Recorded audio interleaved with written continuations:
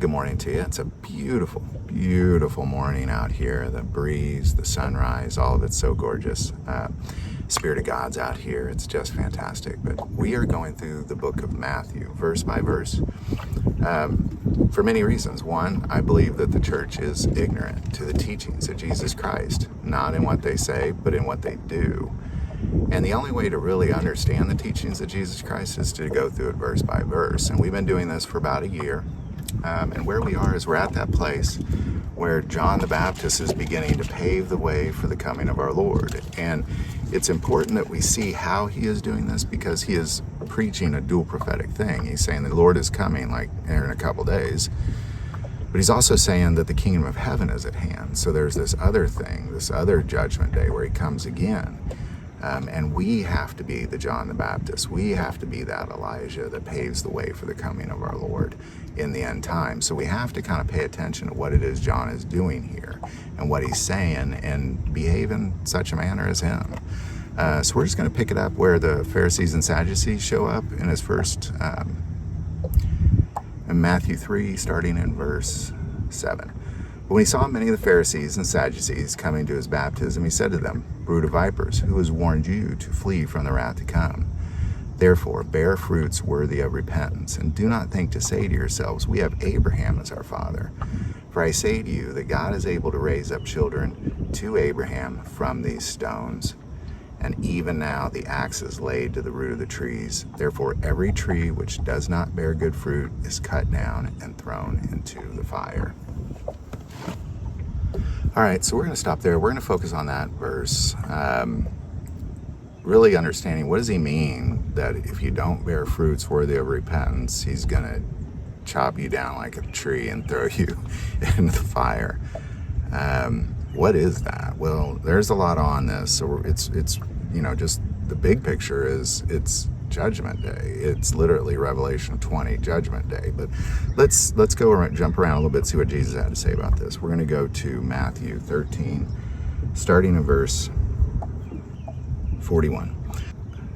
The Son of Man will send out his angels, and they will gather out of his kingdom all things that offend and those who practice lawlessness. Now, we talked about last time how the angels are the ones who reap the harvest. All right.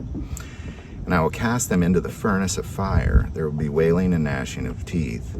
Then the righteous will shine forth as the sun in the kingdom of their Father. He who has ears to hear, let him hear. Ultimately, what you have, you don't want to be chopped down. You don't want to be thrown into the fire. This is talking about a harvest. Ultimately, there's a harvest. You're either growing up as a fruitful tree or you're growing up as tares. If you're growing up as tares, you are the seed of the devil. If you're growing up producing fruit for God, you are the seed of God. And that's what grew that tree in a figurative sense. And what he's saying here is that you just like John the Baptist, you have to bear fruit worthy of repentance. Otherwise, this is you. If you're gathering seed for the world, harvesting for the world, this is what's best for me, then you're thrown into the fire. But what is Jesus expecting of us?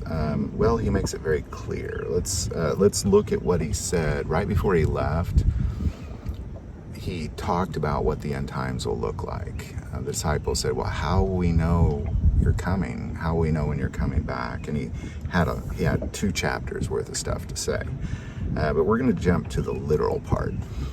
Matthew 25, starting verse 31. Then the Son of Man comes in his glory, and all his holy angels with him, and they will sit on the throne of the glory. All the nations will be gathered before him, and he will separate them one from another, as a shepherd divides the sheep from the goats. And he will set the sheep on his right hand, but the goats on his left. Then the king will say to those on his right hand, "Come, you blessed of my Father, inherit the kingdom prepared for you from the foundation of the world. For I was hungry, and you gave me food. I was thirsty, and you gave me drink. I was a stranger, and you took me in. I was naked, and you clothed me. I was sick, and you visited me. I was in prison, and you came to me." Then the righteous will answer, saying, "Lord, when did we see you hungry and feed you, thirsty and give you drink? When did we see you stranger and take you in, or naked and clothe you? Or when did we see you sick or in prison and come to you?" And the king will answer and say to them, "Assuredly I say to you, inasmuch as you did it to one of the least of these, my brethren, you did it to me." Then he will also say to those on his left hand, Depart from me, you cursed, into the everlasting fire, prepared for the devil and his angels. For I was hungry, and you gave me no food. I was thirsty, and you gave me no drink. I was a stranger, and you did not take me in. Naked, and you did not clothe me. Sick and in prison, and you did not visit me. Then they also will answer him, saying, Lord, when did we see you hungry, or thirsty, or a stranger, or naked?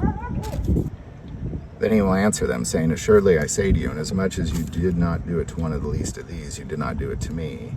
And these will go away into everlasting punishment, but the righteous into everlasting life. Now, what Jesus is talking about is he's not preaching salvation through works, nor am I. What he is saying is if you are one of his, then you are filled with the Holy Spirit. And if you're filled with the Holy Spirit, these things are going to come naturally. The Holy Spirit's going to want you to do these things. And if you don't do them, you're kind of like that tree that grew up and then the sun withered it and it died. But if you do these things, the Spirit, when it can trust you with a little, it's going to trust you with a lot. So you're doing these things, you're feeding the hungry, you're taking care of the least of these, because that's what the Spirit of God is going to tell you to do, among other things. So if that's not a piece of your ministry, according to Jesus, then the Spirit isn't there, and the Spirit has to be there. And we know this to be so because we look at the same time that Jesus is talking about in Revelation. We'll go to Revelation 20, starting verse 11. So this is the exact moment Jesus is talking about.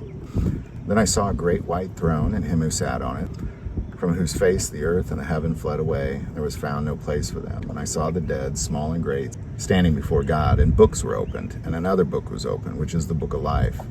And the dead were judged according to their works, by the things which were written in the books. So he gave up the dead who were in it, and death and Hades delivered up the dead who were in them, and they were judged, each one according to his works. Then death and Hades were cast into the lake of fire. This is the second death. And anyone not found written in the book of life was cast into the lake of fire. So we have to see that when you abide in Jesus. And this is something that frustrates me, because John 3:16 says whoever believes in Jesus, but the word is more abide and trust. It's to entrust in him, to abide in him, because believing in him does not save you. Be very clear on that. You are not written in the Lamb's Book of Life because you believed in Jesus, period. The devil and his angels believe in Jesus. They're not written in that book. The devil and his angels obey Jesus. They're still not written in the book. It's about abiding in him. So if your relationship with him is real, and you're trusting in him, and you're abiding in him, and then the Spirit is gonna dwell within. And if the Spirit dwells within, then you're a changed person. And you can either listen to that Spirit, and the Spirit's gonna tell you to do things that are hard, way outside your comfort zone, maybe life-threatening, probably cost you money, and people don't want to do these things, so they reject the Spirit. But if you do those things, then if he can trust you with little, he's going to trust you with much, and your ministry is going to abound. And when you stand before Jesus, he's going to put you on his right hand, because you listen to the Spirit and you did what it told you to do. And it's going to tell you to do things of God. Take care of the least of these. Preach repentance. Raise up disciples. That sort of thing. So if you're not doing that stuff, I'd encourage you to really pray deep and really search your heart for your relationship with Jesus Christ, and ask the Spirit to guide you. And the Spirit's going to guide you to do things when it's time to do things. But the difference is then you have to then do that thing. You have to then kind of act. That's why the book of Acts is written as Acts, because they're acting as the Spirit says, do this thing, and then they go do that thing, and the Spirit says, go do this thing, and they go do that thing. That's just how they do it. And it really kind of makes it simple for us, but the hard part is that decision to be obedient. And that's really what John is talking about here. But when he saw many of the Pharisees and Sadducees coming to his baptism, he said to them, brood of vipers, who has warned you to flee from the wrath to come?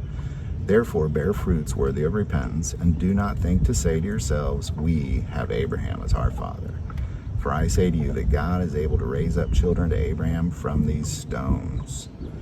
And even now the axe is laid to the root of the trees. Therefore every tree which does not bear good fruit is cut down and thrown into the fire. We have to start being obedient to the Spirit, but it begins with repentance and accepting Jesus Christ as your Lord. Not just believing in Him, but accepting Him as your Lord. Calling Him Lord. That's where things begin to change. But what do you do when your Lord tells you to do something? You do it. And that's where the problem with another giant percentage, because you got a giant percentage of Christians just not abiding in Jesus at all. You have another percentage of Christians not being obedient to the Holy Spirit. And then you have a giant percentage of people who just don't even believe at all. So what's that leave you? It just leaves you the few. That's why so many get cast in a lake of fire and so few are written in the Lamb's Book of Life.